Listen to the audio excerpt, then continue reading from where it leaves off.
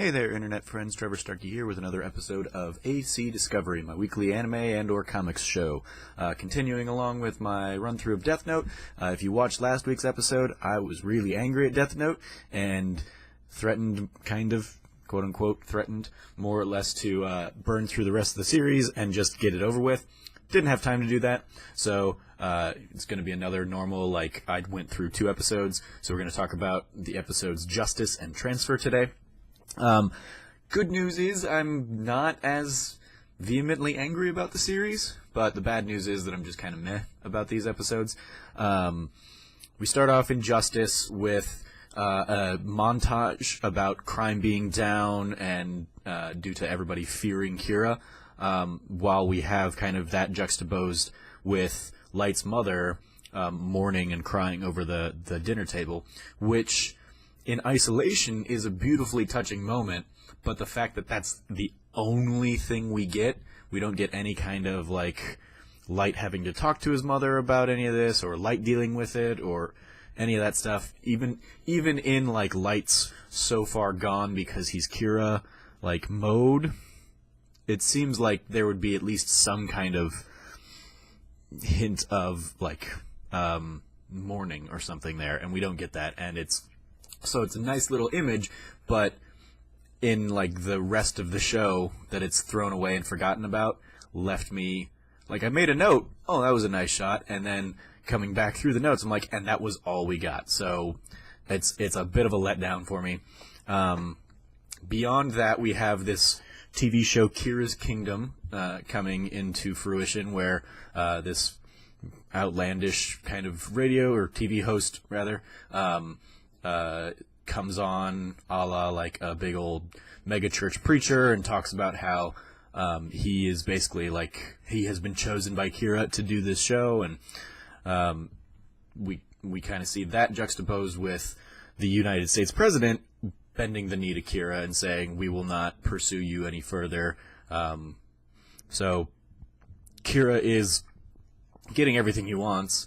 Meanwhile, Mello has forced his way into the headquarters of NieR and the SPK in order to get the picture of himself that NieR has, because they all know that you can, if you know a name and a face, Kira can kill you, and Kira presumably knows Mello's name now, so he just doesn't know the face.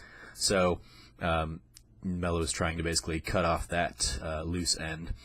And kind of as a payment, because they're still obviously at each other's throats, Mello and NieR, but in exchange for that picture, Mello basically gives NieR the information that touching a Death Note lets you see a Shinigami, lets you see and talk to a Shinigami, and Shinigami are real.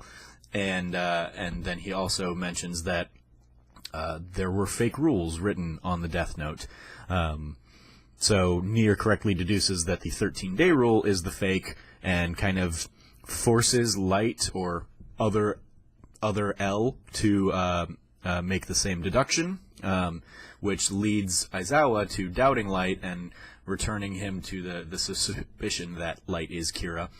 And with NieR almost certain that second L is Kira, Light uses the President's fear to kind of lead the Kira's Kingdom people to NieR's hideout, to the SPK hideout. So what we have here, the big takeaway I had from this episode was that the show is kind of again reinforcing the idea that only L, or the idea of L, can defeat Kira, because as I've touched on in the past, you've got Mello and NieR basically acting as split personalities of L. The two of them combined make an L, and here, with the two of them sharing information, that's what gives NieR the little break in the case that he was looking for to really try and deduce who Kira is. But given their pride and their kind of disjointed past, it seems like we're not going to get the two of them working together with any kind of regularity. They're really just they're in a race to defeat Kira themselves independently. So we'll see if that actually happens. Then the other episode, Transfer, You have transfer kicking off right where the last one episode ended, with the Kira's Kingdom people rioting and basically trying to break into the SPK headquarters. And you've got Misa there watching the camera footage, ready to try and basically use the Shinigami eyes to kill Nier whenever he walks out. But Nier drops L's fortune onto the riot, causing the police to come in, and then the Nier and the SPK escape in the riot. And L, Light watching on, gets very frustrated and angry about that, but has to kind of play it cool. You have in this episode Aizawa kind of acting on his suspicions from the last episode and really calling Nier, and not going out and saying full-blown that that Light is other L or is Kira, or they think he is Kira, but he kind of talks about, background on the case and how the suspects for Kira, if the 13-day rule is a fake, the suspects that were supposedly cleared might not be cleared anymore. And he introduces, he mentions the part about the Shinigami eyes, which Nier did not know about. And with this information and the fact that Light's father basically turned himself in to keep an eye on this, that he says that had to have been a father-son kind of love and relationship, so other L must be Light, because he knows who's on the task force there. You have Aizawa further acting on his suspicions, along with Mogi searching Misa's place for her notebook. They're there looking for it, but as we've kind of seen, maybe hinted earlier in the episode, Light has instructed Misa to relinquish it again, so she no longer has her Death Note. She has lost her memories again. She's lost the Shinigami eyes again. So, the smoking gun we have with Misa is that she's cut her life in half twice now, and so, it seemed like it was going to be kind of going to come into play by the end of the series. But now that she's a normal person again, I can't imagine them giving her the powers a third time, because then they're really just repeating themselves.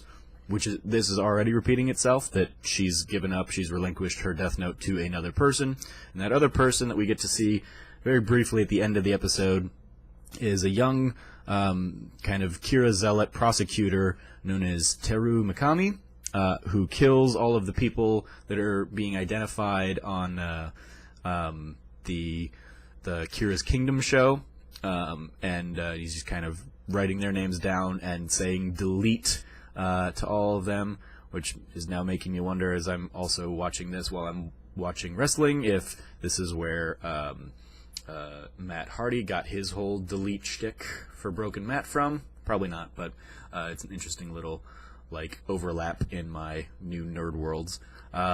So Light has basically handpicked this guy to be Kira's right hand, and based on how quickly he's acting and doing all this stuff with Kira's Kingdom, and how he's eliminating all these people who are pretending to speak on behalf of Kira while he knows he has been chosen to actually speak on behalf of Kira, is an interesting little, okay, here's a new threat. And why I'm kind of meh about this whole thing is that we're too late into the series to be getting introduced to, major new threats like this. At least that's how it feels. It feels like this is just a new extra thing that we don't really need added on to this whole mess of this story. We're already bloated in characters from what was originally a nice Light versus L dynamic. Now there's way too many people on all sides, and it's just getting it's just over bloated. So those are my thoughts on these episodes. Let me know what you think about them in the comments below. As always, I've been your host, Trevor Starkey from TrevorTrove.com. You can follow me at SnarkyStarkey on Twitter. And until next time, from here at the Trove, treasure your friends.